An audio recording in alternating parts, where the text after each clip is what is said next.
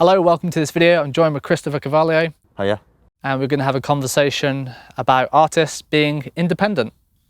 Yeah, so the thing about this is that when I talk to artists... Music artists. Yeah, music artists. I mean, it could apply to other artistry as well, but when I talk to artists and I'm asking them questions about them and their music and stuff like that, and then I'm asking them questions about where they want to go, they say, oh, I'm still independent or I'm still unsigned. And I feel like there's this kind of like sentiment about being independent that it's a stage before not being independent. Like it's a moment in time before not being independent. Or that it's in some way a lesser place to be in, right? Or a lesser situation than being signed. And I think like we need to kind of change the sentiment on that a little bit. I don't think it's necessarily, a disadvantage to be independent.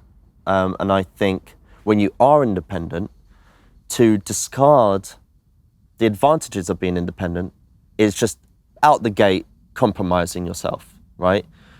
At any point, when you have good cards and bad cards, you don't discard the good ones, you play them, right? And with being independent, whether as an artist or a creator in general, you do have good cards, right? But if you focus only on the bad cards, right, then you're not going to play a good hand or whatever. My poker analogy is already kind of rinsed, but because I don't play. But the point is, there are loads of advantages, right? So as a creative person, as an artist, there's obviously the advantage of just being authentic, right? You just do what you want. You make the stuff that you want to make, and you find the audience that you want to find. And you're not beholden to anyone else to do that. You're not beholden to anyone else. You can just do what you want. That is a very good thing to do, right? It's a very good thing to have in your life, is to, be true to yourself, be authentic, and sleep at night knowing that you did your art, you did your creativity. Also, there are practical advantages and there are business advantages to being independent. Practically, decision making is a lot easier and faster, right? Because you don't have to have meetings. When you want to do something, you just do it. Like, I do that a lot, right? Because I'm independent, right? It's not like I'm affiliated with a major label or anything like that, or a major distribution company or anything like that. So when I make a piece of content, or when I have an idea for a piece of content, it doesn't go through any corporate funnel, it doesn't go through any quality process or anything like that. I have an idea, I write it down, and then I make the thing, and then I pull it on, right? That's it. Devil's advocate though, maybe it is a good idea to have someone to tell you if something is bad or shouldn't be put out. Because I know sometimes we have ideas and they're not always the best. Sometimes they are, sometimes they're great, sometimes they're terrible. Sure. But maybe having a kind of manager or a label to tell you what is good and what. But at the same time, you're losing control. It depends. Do you trust yourself 100%, or do you want someone to help you guide the way? Really depends. Well, I don't believe though that, I believe you can have that benefit without giving away the farm, right? Like in life, we trust our friends to help us make decisions about life, right? So I believe that you can have that benefit without giving away the farm and still be independent. Like in life, you lean on your friends to help you make big decisions, or just to talk something through, and they will tell you objectively if that's a good or bad idea.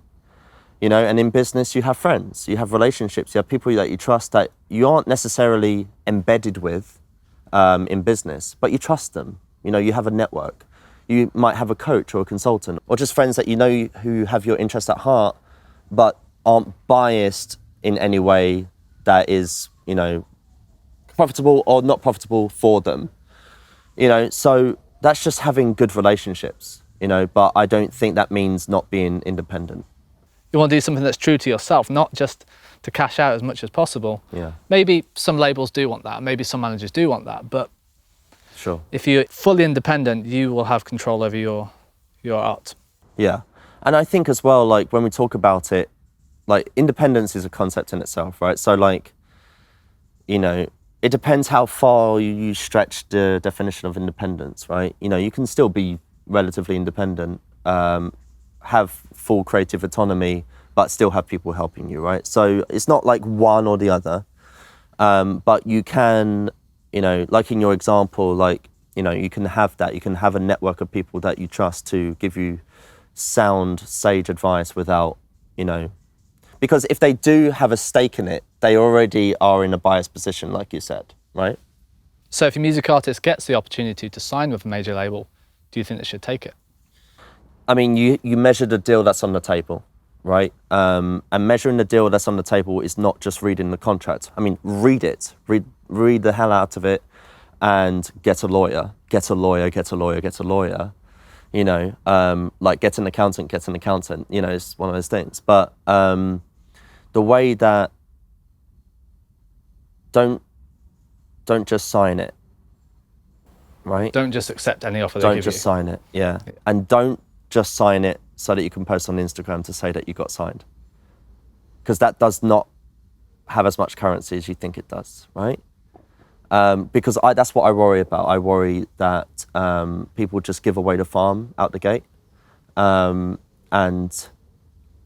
then it's not until after you've given away the farm, you realize that you've given away the farm, you know, and you're out of assets. Like in business, you create and you build assets, right? You don't, it's like when people talk about building wealth, right? So what I think a lot of people confuse that with is like making money. When people who build wealth actually create things, create assets and make things that appreciate in value over time. It doesn't appreciate in value over time to you when you've given it away to someone else, right? So the point is, like, I'm never going to blanket say do sign or don't sign. Generally, what I do advise though is that, like, don't need the deal more than they do, right? Never need the deal, right? Like, I know that deals can be very tempting on paper because there's probably a lot of validation stuff in there, mixed in possibly with some insecurities. Like, I think we can all relate to that, right? When someone comes, you know, when you feel like stuff isn't working and someone comes along and promises you the world, it's tempting. But you don't want to sign a deal based on fear. You don't want to sign a deal based on like your own personal insecurities or anything like that. As difficult as all of this really, really is, but you don't want to sign deals that way because this is business. We live in a day and age where you can make your own music videos, you can get a camera. Yeah. You know what I mean? You can record your own music on your laptop. Yeah. There's so many possibilities now, but you don't necessarily need a major label. I'm sure they can help you with distribution and a few other things as well, obviously, and collaborations and whatnot. Sure. But there's so much stuff you can do yourself now. Well, a lot of that has been productized and commoditized and available to all of us. Yes, it's hard work. Success in anything is hard work. But if you hold the farm, you know, you'll be able to like just build that asset over time, right? So again, just measure the deal that's on the table. Get some really sage advice from people who aren't profiting or not profiting from the deal itself. And just try and be, also understand and ascertain and ask, actually, like this is a really highly missed point. When someone offers you a deal, ask them why they're in this deal. What's the value of the deal to them, right? Because, and I'm not going to pick on labels or anything like that, but let's talk about labels for a second. You know, it's easy to think that like, oh, if I go in with a label, they'll have my interests at heart because we're kind of splitting the profit. And I'm like, well, they have the interests of their roster at heart, but you're only one, right? You know, like if they sign 20 artists, they probably only need 2 to blow up by themselves to pay for the rest of them. But I'm sure there are good labels out there as well. Yeah, like, again, we're not trying to take a position, but like, my point is that, because I feel that the idea that being independent is a lesser position is an oversubscribed sentiment. So I'm trying to push back on that a little bit, you know, and going back to my dangerously loose poker analogy, when you've got, when you've got good cards, play them, right? Don't discard them. Or bluff and pretend you don't have good cards. Right, and I think that helps with the deal bit, so that's good. Don't be too needy. Yes, exactly. Well, don't need the deal. Don't need it. Even if you do, don't. Because if you seem desperate, they'll take advantage of that. Exactly. Whoever needs the deal the most does come away with less of Power. it. Yeah, less leverage. Yeah. Absolutely. And your stuff, your art, your creativity, that is your leverage. Some good tips there, Christopher. So, read the contract. If you are going to sign with a label, make sure you're happy with the deal. Yeah. Make sure you hire a lawyer. And it's not just labels either. It's any deal, any transaction with anyone ever. You have to measure that deal. So there's another point actually I just thought of. Do you think artists should effectively be their own manager? Or at least learn the skills that a manager would need to do? Yeah, at least. It depends. The manager concept is really broad these days, right? The Music Manager Forum did a study about this actually, and most managers just do loads of different stuff. That isn't really management in the traditional sense. So it really depends what you mean by manager, which is kind of the point, because if you're just looking for someone to pick up work, I don't think that's what a manager is. I think that's what an assistant is. And I think actually a lot of people get those two things confused. They're not there to pick up the work for you, they're there to guide you. A true manager, at least in my definition of it. If you just need someone to do your social media or you do your bits for you, hire an assistant. I was going to say, so manager's more big picture rather than posting your photos on Instagram and replying to comments or whatever. Exactly. Cool. Right, thanks for joining me on this video, Christopher. Pleasure as always. Thanks for watching this video.